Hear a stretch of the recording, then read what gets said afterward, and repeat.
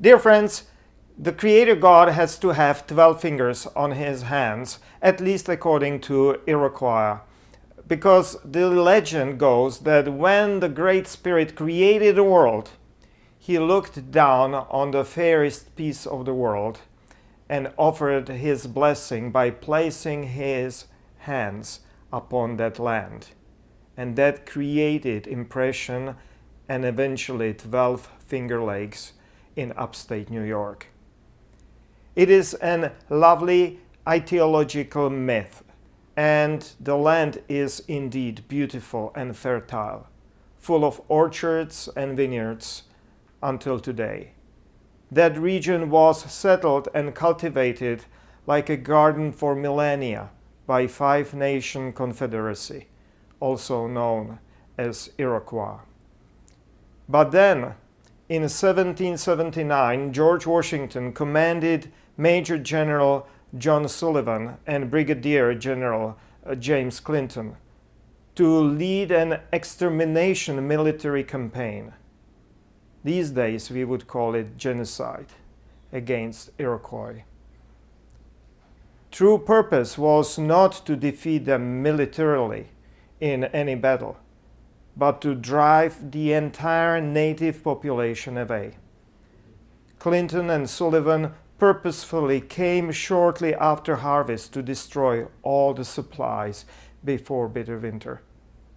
And I know personally the story of Goigoen or Gaiganen, the town also called as Cayuga Castle, that was put to torch and razed by a detachment led by Colonel William Butler.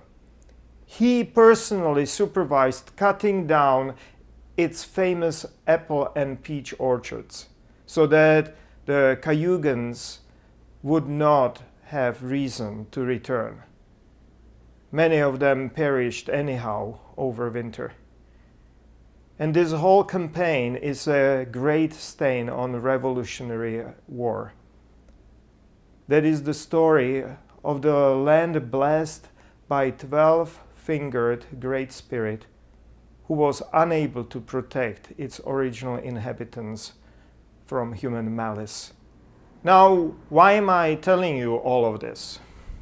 Because unfortunately there is an ancient biblical version which would be our theme this Sunday. As we continue talking about Exodus, the Exodus on its tail has similarly bitter and traumatic commandment.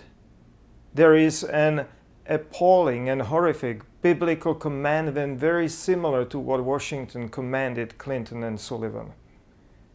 Our very own biblical satanic verses, which are casting long shadows until today. But as we honor George Washington but reject his genocide, we listen to the Bible but do not follow its genocidal commands.